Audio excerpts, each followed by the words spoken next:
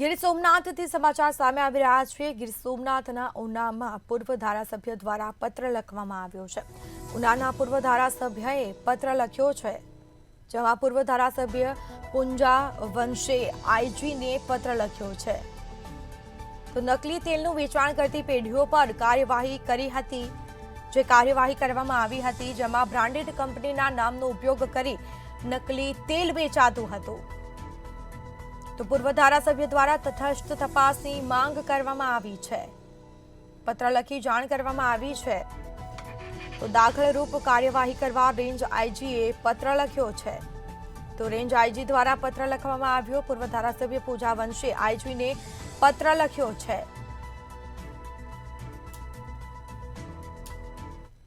ઉનાની અંદર ઓક્ટોબર મહિનાની 10મી તારીખે મોટું તેલ કૌભાંડ પકડાયેલું।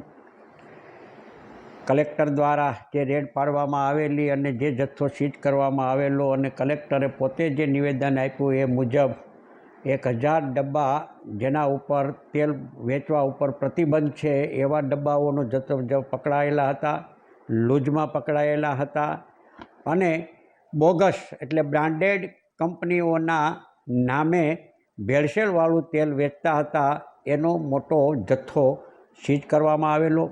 અને સીઝ કર્યા પહેલાં આગલે દિવસે એટલે કે 9મી તારીખે ઉનામાંથી અમુક શખ્સો જે છે એ ઓઇલ મિલ જ્યાં ચાલતું હતું ત્યાં જાય છે, ત્યાંથી એની પાસેથી મોટી રકમની માંગણી કરવામાં આવે છે। રકમ આપવાનો ઇનકાર કરતાં પોલીસને બોલાવવાની ધમકી આપવામાં આવે છે અને પોલીસને બોલાવવામાં આવે છે અને પોલીસને બોલાવ્યા પછી એસઓજીમાંથી કોઈ કર્મચારી પોલીસ હેડ કોન્સ્ટેબલ કે કોન્સ્ટેબલ ત્યાં સ્થળ ઉપર ગયા અને પોલીસની હાજરીમાં ત્યાં સમાધાન 4 લાખ રૂપિયામાં થયું। 1 લાખ રૂપિયા રોકડા લીધા અને 3 લાખ રૂપિયા 10મી તારીખે સમીર ગેસ એજન્સીની જે કાર્યાલય કે ઓફિસ જે છે દુકાન ત્યાં જઈને 3 લાખ રૂપિયા આપી દીધા અને ચેક જે આપ્યો હતો રાત્રે એ ચેક પાછો પરત લઈ લીધો। આ બાબતની સમગ્ર